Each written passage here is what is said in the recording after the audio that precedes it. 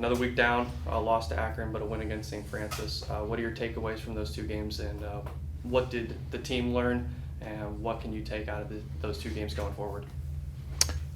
Well, the good thing is we're getting some opportunities to score. We scored some goals against St. Francis, more than we have in games previously, so that's a good thing. I think the new players and our returning class of players are, they're getting to know how each other like to play. I think the most difficult thing was the Akron game was a pretty physical game, a lot of bodies colliding, and then being able to turn around and play again on Sunday. So that was a big thing for them, and obviously they got the win on the road, which is always difficult to do.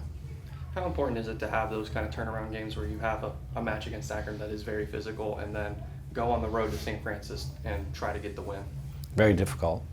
I think we're doing a better job of the future in a couple of years here to change the schedule, so that's not an issue anymore. But it is difficult when you play a 90-minute game and then have to turn around and do it again less than 72 hours later. So we got 2 more weeks of that, and then hopefully we'll get a little bit more rest as we get into the conference play. And what do you expect against Eastern Michigan, another MAC school just like Akron, and the MAC is known to play you guys tough? Yeah, tough opponent. They've been doing well. They had a couple of losses here recently, but they do a nice job of moving the ball and keeping possession. So it's going to be interesting to see how we'll deploy our players onto the field.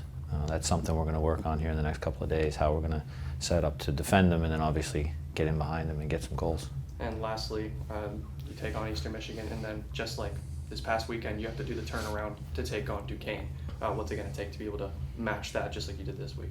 I think the deeper the roster we have, that's helping. So a lot of players got in on the game on Sunday, so hopefully we'll be able to do that again on next Sunday to keep the legs fresh and keep the pressure on and get some goals.